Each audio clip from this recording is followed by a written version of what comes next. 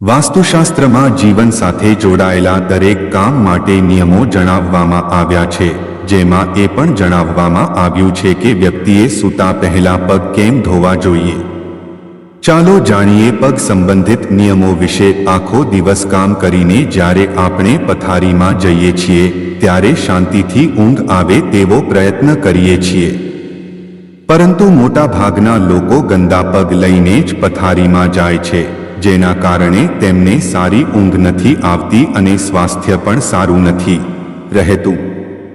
હિન્દુ ધર્મમાં શકુન શાસ્ત્રનું ખૂબ મહત્વ છે. શકુન શાસ્ત્રમાં દરેક ચીજ અને શુભ કે અશુભ સંકેતો વિશે જણાવાયું છે. શકુન શાસ્ત્રમાં રાત્રે સૂતા પહેલા પગ ધોવા જોઈએ કે નહીં તે અંગે પણ જણાવાયું છે. ત્યારે આજે અમે તમને એ જ નિયમો અંગે જણાવીશું, કેમ પગ ધોઈને સૂવું જોઈએ.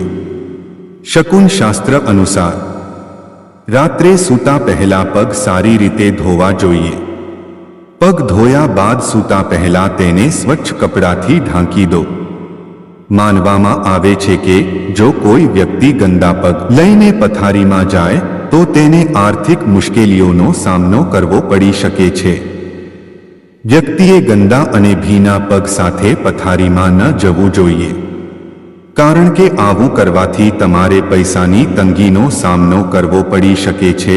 કઈ દિશામાં પગ મૂકીને ન સૂવું જોઈએ? વાસ્તુશાસ્ત્ર અનુસાર દક્ષિણ દિશા તરફ પગ રાખીને ન સૂવું જોઈએ. માનવામાં આવે છે કે જે લોકો દક્ષિણ તરફ પગ રાખીને સૂવે છે તેમના શરીરમાંથી ઊર્જા બહાર નીકળી જાય છે, તેથી આ દિશાને અશુભ માનવામાં આવે છે. આ ઉપરાંત એવું પણ કહેવાય છે કે દક્ષિણ દિશામાં ભૂત અને અશુભ આત્માઓ વાસ કરે છે, તેથી આ દિશામાં પગ રાખીને સૂવું વ્યક્તિના સ્વાસ્થ્ય માટે પણ સારું નથી માનવામાં આવતું. કઈ દિશામાં પગ મૂકીને સૂવું શુભ ગણાય છે? વાસ્તુશાસ્ત્ર અનુસાર પશ્ચિમ અથવા ઉત્તર પશ્ચિમ દિશામાં પગ રાખીને સૂવું શુભ છે.